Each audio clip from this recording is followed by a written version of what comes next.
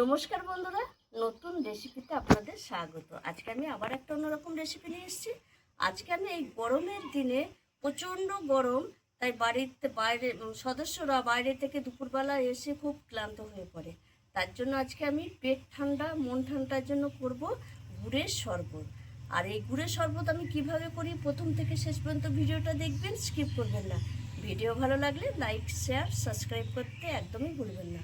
আপনারা হয়তো মনে ভাবছেন যে গুড়ের শরবত আবার কি, ওটা তো হামেশাই করে খাওয়া যায়, কিন্তু না, একটু আমি অন্যরকমভাবে করব যাতে গুড়ের শরবতগুলোও সবাই এটা এমনভাবে করব যে প্রতিদিনই খেতে চাইবে। একটু অন্যরকমভাবে করব, কিভাবে করব দেখুন।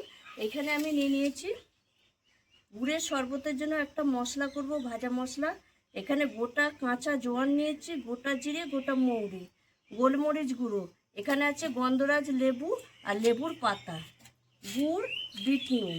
আর এখানে আমি একটা মাটির সরা নিয়েছি। এই মাটির সরায় করলে পেটটা শরবতটাও ঠান্ডা থাকবে আর ভালো লাগবে। এটা আমি প্রথমে এখন আগে মশলাটা একটু করে নেব, ভেজে নেব। কড়াই বসিয়ে দিয়েছি উনুনে, হালকা করে মশলাটা ভেজে নামিয়ে রাখবো। মশলাটা ভাজা হয়ে গেছে, এবার আমি নামিয়ে নেব। আর এটা ঠান্ডা হলে আমি একটু গুঁড়িয়ে নিয়ে আসবো। এইবার আমি যেটা করব, এখানে আমি এই মালসাটার মধ্যে জল আর আখের গুড় নিয়েছি। আখের গুড় দিয়ে ভিজিয়ে আমি ফ্রিজে 1 ঘন্টা মতো রেখে দেবো, তাহলে ঠান্ডা হয়ে যাবে। তারপর আমি এসে দেখাবো কিভাবে আমি শরবতটা করব, তখন বরফও আনবো।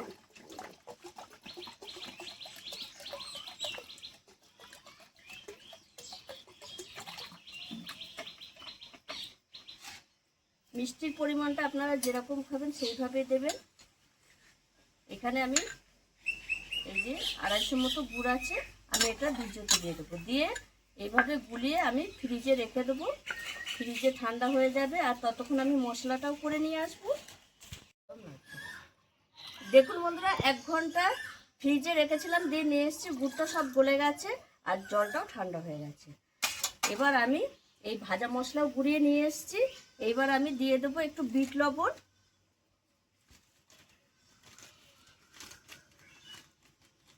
8 চামচ মতো বিট লবণ দিলাম। দিয়ে দেবো এই ভাজা মশলা, মশলার পরিমাণটা আপনারা বুঝে দেবেন। দিয়ে গুলিয়ে নেব। আর দিয়ে দেবো এখানে লেবুর রস, এটা গন্ধরাজ লেবু।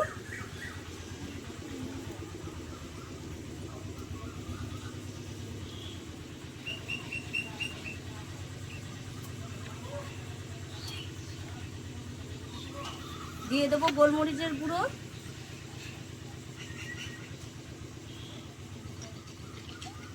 এবার আমি সব কিছু গুলিয়ে নেবো একসঙ্গে।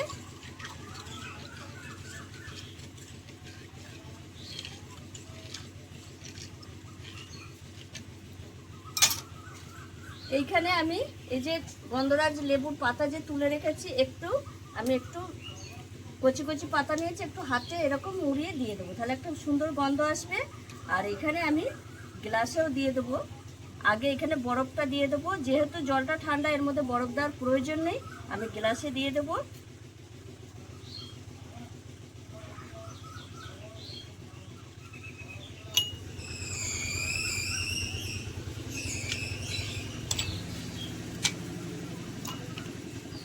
আমি 2টো করে দিয়ে দেবো, তাহলে বেশ আরও ঠান্ডা লাগবে। এখানে স্টকগুলো ঠিক করে দিয়ে দেবো, স্ট্র দিয়ে বেশ খাবো। এইবার আমি ভালো করে গুলিয়ে গ্লাসে দিয়ে দেবো। আর এত সুন্দর একটা গন্ধ আসছে বন্ধুরা,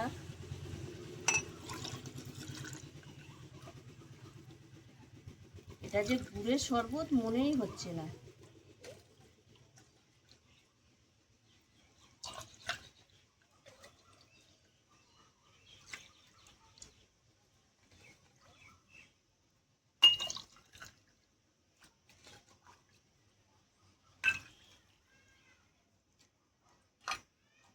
এর উপর দিয়ে আমি একটা করে পাতা দিয়ে দেবো, গন্ধরাজ লেবু।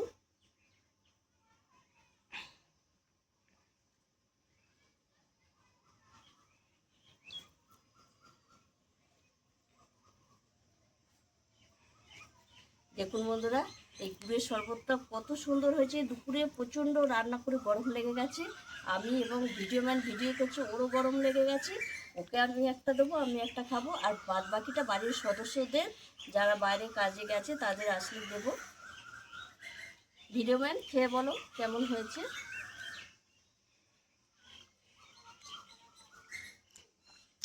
দারুণ দারুণ হয়েছে বড় মা। অসাধারণ লাগছে বন্ধুরা, দারুণ লাগছে।